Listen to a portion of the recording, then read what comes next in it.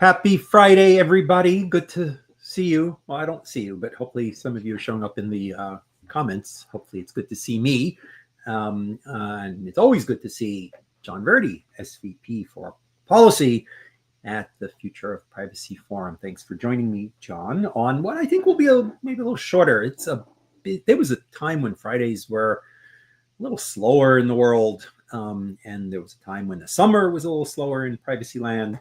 I think there's like a week in August where everybody seems to be on vacation. But other than that, it is never slow anymore in the world of AI, tech policy, privacy. There's drama from international geostrategic things to the president to enforcement to media, and people who work in this space get no rest. We give our staff a little bit of rest. Today is actually officially an FPF day off. We try to give people a little bit of downtime to, catch up and breathe. But the bosses don't get any breathing. And so John and I are busy, and we're here with you today. And but we won't go too long. We promoted that we were going to talk a bit about the whole Apple encryption situation, and we will. But first, let's touch base on a couple of things. First of all, those of you who are in the DC area or who want to come in, this week, we have our annual privacy papers for policymakers. We know you're busy. You don't have time to read 90-page law review articles. And if you do, sometimes they're locked behind paywalls. And we know that regulators and data protection authorities and legislators don't have the time to go through all the vast academic literature. And some of it isn't useful. It's theoretical. It's interesting, but it may not be tactically relevant to the day-to-day pressing immediate issues. But some of that work is incredibly compelling, is really important, proposes solutions, proposes challenges. And we every year run a competition. We get many submissions.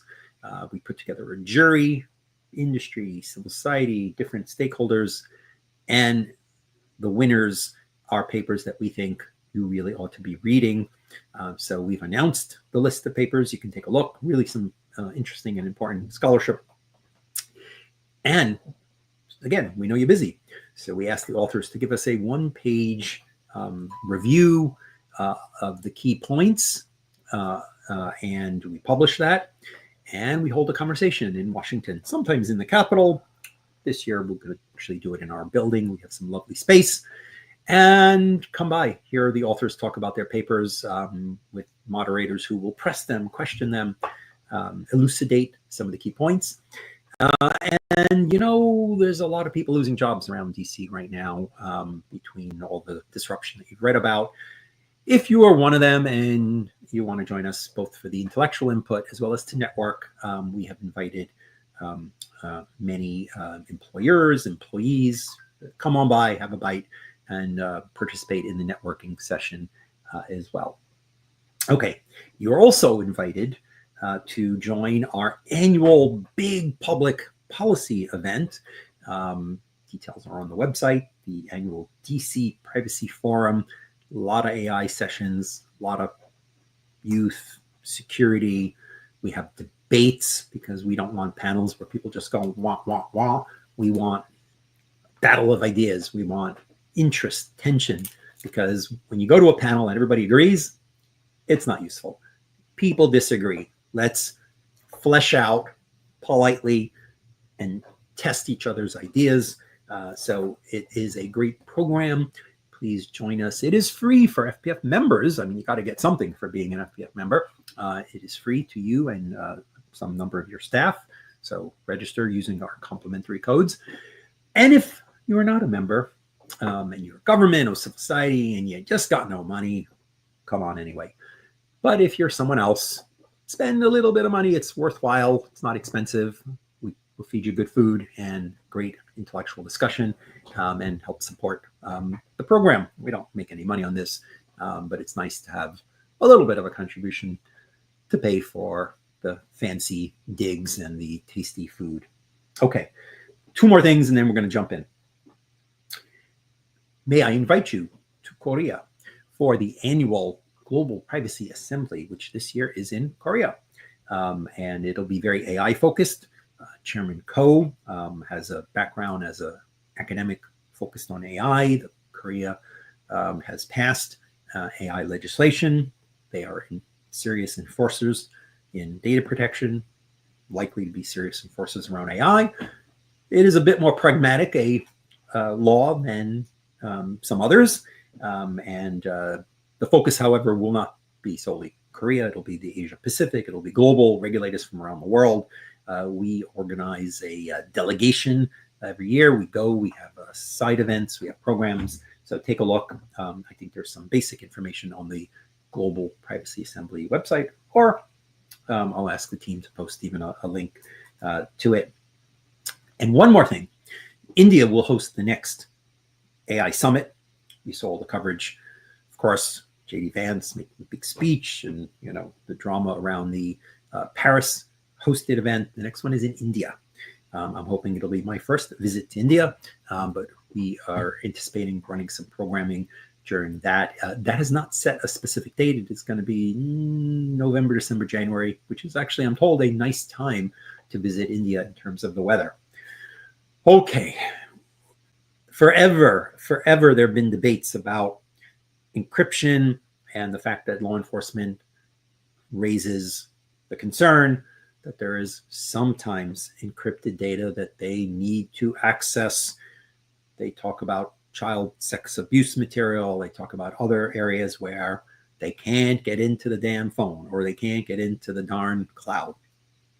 And this debate doesn't seem to go away, despite the fact that every senior technologist, every crypto expert says, if you create a mechanism for the good guys, the company and law enforcement, to access data that's encrypted, it will be accessible to the bad guys. You're creating a hole, a flaw in math, because it is math that protects encrypted data. John, update us on what happened most recently that has caused a real busting attention, a development in this area. Sure. Thanks so much, Jules. And I will say, just at the top, I will caveat much of what I'm about to say with the phrase, it has been reported that, because one of the key aspects of the recent developments in the UK is that the orders that have been reported from the UK government to Apple, then the challenge by Apple in court, which I'll talk about in a second, have all been reported. But the underlying legal authority under which the UK is proceeding in this matter permits the government to suppress the mention of the underlying proceedings, right? So it is not a circumstance where there are public court hearings about these matters. We are going off public reports. I will note, however, that these are reliable and credible public reports, and that all the reporting on what I'm about to say has been consistent. So it has been reported that, as a main caveat to everything we're going to talk about here. First, a few weeks ago, we learned that the UK government issued an order to Apple attempting to force the company to build a backdoor or otherwise undermine the advanced protection that Apple provides for its iCloud backups. When you or I upload our images, our communications, our health data, all sorts of information that we might upload into the Apple Cloud, we have the option of selecting Apple's most secure method of storing that. It's called advanced data protection, and it employs encryption to ensure that that information cannot be viewed by Apple, cannot be viewed by anyone who breaches Apple systems, that it only can be viewed by the user who generated the data. And that's very important. In reaction to that order from the UK government, Apple has pulled their advanced data protection, their most secure cloud storage method, from the UK. And UK residents no longer have access to that advanced storage method. And Jules, why would Apple do something like that? Right? A company that has been dedicated to security and privacy for a very long time. They did that because they viewed any backdoor in response to this UK order as undermining the security for billions of people worldwide. because it would necessarily impact others in the system. After they pulled this product out of the UK, we have heard that the UK government remains dissatisfied with Apple's response and is pressing the company to nonetheless undermine encryption for others around the world, because the UK government says we might want to access data outside of the United Kingdom under our investigatory powers. Apple has filed legal proceedings. They are now pushing back against this. And other companies have stepped up. Signal and other companies have stepped up and said, we will withdraw from the UK as well if we were to receive a similar order. Much of the proceedings have been cloaked in secrecy. This is what we know right now. And this is a sort of burgeoning debate and conversation, as you say, a longstanding one, but it is bubbling back up, not just in the United Kingdom, also in Sweden, which is considering a similar measure related to communications and other sorts of encrypted technologies. And there are, of course, discussions in the United States and elsewhere around the world on these very matters. There are issues where the politics can be complicated. Tech companies say, well, this can't happen. It'll break the internet. And, they may have a serious point. But you say, well, that's just because they want to sell advertising, or they want to, make money. And so this is in their interest to ally with this point of view, but there are other point of views. And this is really, I think, quite different. I mean, the easy thing for Apple to do is say, well, okay, look, law enforcement shows up, they want the data. That's really up to them to have laws or legal process. And we can't guarantee you privacy from law enforcement. I mean, that's not up to us to determine the trade-off. And you can debate that. You kind of don't want companies bowing to the most authoritarian governments and offering services that really put people at risk. But at least you understand that there's a set of politics there. I mean, this is just one that I think is super troubling, and where Apple and other companies, are I think standing up for a concept here that's much broader than their particular, business interest. I mean, credible technologists and leading experts are making the point over and over. This isn't sort of a, hey, this would be inconvenient, or I wouldn't make money, or so forth. You're asking a company to sort of invent a way to bypass or build a flaw, into the mathematical structure that when somebody uploads information and then encryption is applied and their device or they are the only ones with the key, nobody else, maybe quantum computing where brute force attacks are gonna, one day bust in, but, you're basically, leveraging science and asking someone to invent a magic way to get in, or to build intentionally, a method that creates an alternative path in, undermines that security for users. So we put together just recently, and maybe our comms team can post a link to it. We initially put together, we thought that this was maybe hard for some to understand. And so we initially put together a number of years ago, an explainer, really nice infographic that showed all the ways that encryption in your daily life, because again, if you think about it, just, it's my phone. It's not just your phone. It's, well, you can hear me, but somehow my camera has disappeared. All right, well, there we go. It has implications for whether, my elevator, my Fitbit, my programs used in a school. It was remarkable to just think about all the ways that encryption is relevant in the life of a day. But you and the team helped update that now, because it seems like the drive sometimes for law enforcement is specifically around kids and child sexual adult material being uploaded.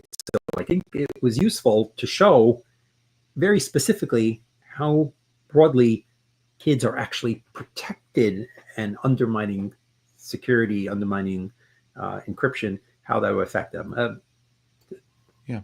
Yeah, I agree, Jules. You know, one of the things that is really tough about this discussion is that I think many folks would agree, if it were possible to wave a magic wand and have the really super secure encryption apply in all the good ways that everyone agrees encryption protects folks online, right?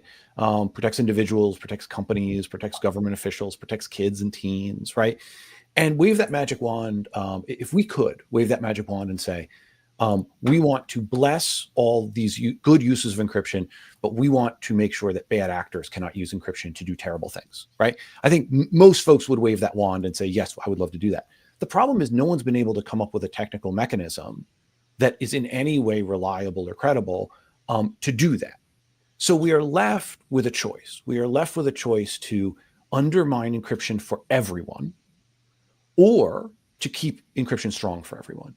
And I think these resources you're talking about at FPF are a really good distillation of how encryption protects individuals, protects companies, protects government officials when they engage in a number of activities online, really important activities and very sensitive activities. The most recent resource focuses on young people, on kids and teens, and the ways in which encryption, just as one example, protects the security of live stream video that daycare centers push out to parents so that parents can see their little ones at a daycare center and make sure that they are safe and that they're happy and that they're secure. And we know that without encryption, those sorts of live streams are subject to hijacking. They're subject to bad actors doing potentially terrible things with those communications and those videos and that audio. Another example, we know that young people, teens and kids, often have very sensitive medical records, either with medical providers or at schools, or that they share with their parents and with caregivers. And encryption protects the security and the privacy of those medical records for young people. We know that young people communicate online. We know that young people make purchases online, and we don't want predators, criminals, others from accessing young people's data and harassing, stalking, leveraging that data in bad ways. And so if we have this choice of, do we maintain strong encryption for all of the good reasons that I just stated, or do we undermine that encryption? Because no doubt, sometimes bad actors use encryption to evade law enforcement when they commit crimes, sometimes crimes against kids. How do we balance that, right? And my view is that the protections derived from encryption outweigh the fortunately relatively rare circumstances in which encryption is used to harm young people. Those are terrible, terrible situations. But the everyday cadence of protecting young people, protecting their communications, protecting their data, protecting sometimes their physical safety and their location, those are really significant benefits to strong encryption in commercial products and services. Thanks to those who are joining us from Tennessee, Italy, Canada, Augusta, Georgia, Kigali, and other Bangladesh. I'll be in Canada next week. First of all, if you like the infographic, download it, take it. We release almost everything we do with a Creative Commons license that allows reuse. Just give us credit. That's the only requirement. I have conflicting feelings about those remote live daycare cams. When I worked many years ago at AOL, one of the very nice benefits was that we had a on-premises daycare center, and you could get your kid in there permanently. That was great, but it was still available if you needed, rather than people take a day off because they had a childcare issue. You could use it as sort of emergency childcare. And when I took the job, my wife was teaching still in New York, and we were commuting, and she couldn't easily relocate. And until a few months later in. And so I had my young 3-year-old son with me for a couple of days, and I put him in that childcare, and they had one of those remote things. Although in those days, you video live continuous was too heavy, too bandwidth intensive, something like what we were doing now, was just not even feasible. So you had to log in, and then after like a minute or so, it would kick you out. So I dropped him off, and he wasn't used to it. It was new. His mom wasn't there. He was crying. I left. He was crying. I logged in. He was curled up in a corner, like wouldn't move, wouldn't do anything. And then I kept logging in and logging in and logging in over and over and over to like see, oh, is he okay now? Is he okay now? And each time he was still curled up in the corner, and then I get kicked out and I had to log in again. I didn't get anything done. It might have been better to just like drop him off. He's at a reliable place. Pick him up afterwards. Might have been much more reasonable and effective. Okay, folks, we said to be short today. We're busy. You're busy. John, thank you for joining me. Folks, please download the infographic, the old one or the new one, both still accurate and relevant. If you're in the DC area or want to make it in, you are welcome to join our privacy papers for policymakers. Good food, good talking, and the DC Privacy Forum. Just look under events at fpf.org. Thanks, Adrian and comms team, for helping make things happen. Happy Friday, everybody, and we will see you soon.